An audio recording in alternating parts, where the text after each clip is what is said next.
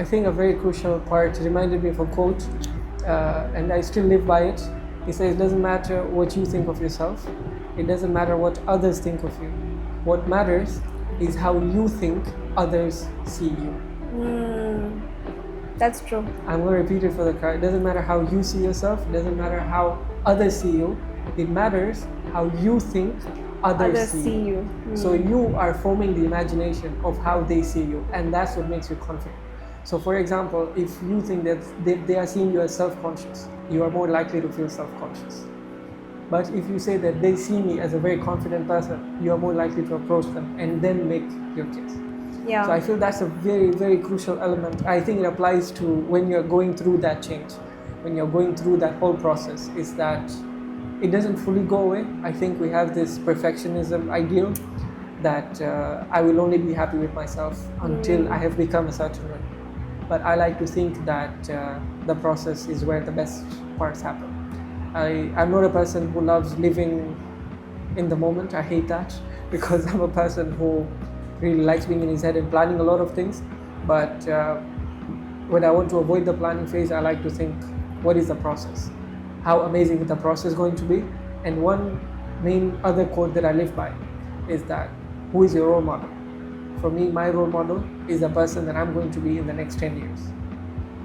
So when we see other people, we're more likely to make a comparison. But when we see ourselves as a role model on where we are going to reach in the next 5 to 10 years, that should serve you as a motivation, whether you're a woman going through PCOS or any other challenge that we face. But I feel that when there is a negative self-perception, when we see ourselves as a role model, we are more likely to be motivated because we want to live up to that 5-year person that is going to bring our vision to life. Right.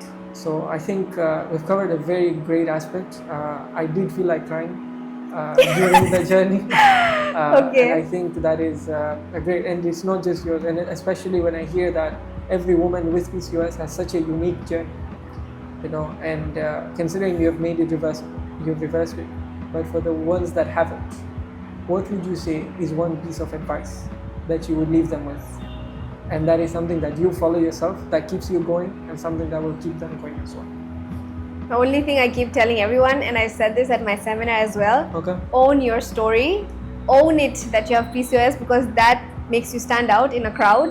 And maybe you could find a community if you own it, and that community will bring each other up in a certain way that other people will not be able to do. And just you knowing the fact that it is something that you have control of and you can change it is all that matters. That's the first step. And then there's so many things that come after.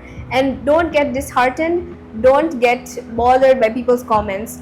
Today, even after losing weight, I have so many comments that I get, and I don't let them get to me, because I know if I allow it to get into me, it will trigger me in one way or another. And then what is the point of it? Because I will have to live with the consequences. So don't let what people are telling you to your head, and then you will be completely fine. So how do you bring that mindfulness for people that get directly triggered without giving it a second thought? So let's say they get a comment and it affects them directly. How do you bridge that, not letting it affect you? I feel like there's a very thin line. How do you build that resistance? See, now I think that could be something, it would really help if you went to talk to somebody who is a professional, like a therapist or a psychologist, because I learned it the hard way. It took me a while as well to be able to get where I am, but I have been in the medical field, so I was able to help myself out. But not everyone has that access and that drive. So I would really suggest talking to somebody who will actually understand and not judge you for the problems that you have.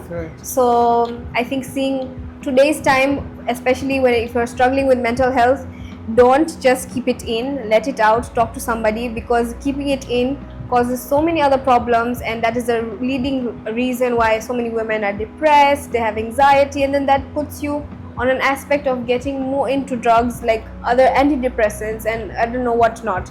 So it's best if you find somebody to talk it out, and there's a lot of people that you can talk to, and it can even be like a friend, but then don't confide in friends because you can't trust anybody, and it's good to have someone who will understand. Even if this is your gynecologist, you can confide in them. Because there is a confidentiality, and you know that they will push you to do better. Exactly. And they're looking at your interests first rather than theirs. Yes.